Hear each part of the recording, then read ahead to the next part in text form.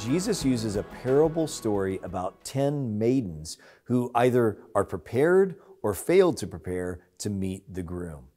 Verse 2 makes the point explicit. 5 of them were foolish and 5 of them were wise. It sounds a lot like how the Sermon on the Mount ends as well, with the idea of wise and foolish. Now, this is a striking image that has inspired sermons and sacred art throughout the centuries. The picture of 10 virgins or maidens waiting for their bridegroom. 5 are wise and prepared, 5 are foolish. 5 enter into joy, 5 are locked out and grieved. Now, this teaching from Jesus is, again, a parable, and he introduces it in just the same way that he has introduced many of his other parables, with the formulaic words, the kingdom of heaven is like, or the kingdom of heaven will be like this. Indeed, this parable is the second one in a series of 3 parables or illustrations that Jesus gives all together. He likes to give things in threes, all of which have the same point. Be prepared for the Lord's second coming.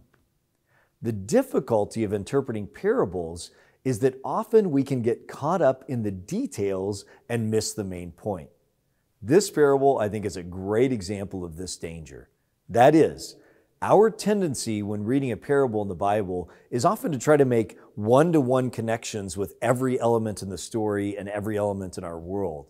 We tend to try to read in a kind of correspondence way, this equals that. And when we do so, we not only often miss the main point of the parabolic teaching, but we also end up reading things into the text that probably aren't meant to be there. Moreover, this kind of parable reading can a lot of times just leave us confused. For example, we might first be a little taken aback by the fact that Jesus compares himself to a bridegroom, that's clearly his role in the story, who's about to marry 10 maidens.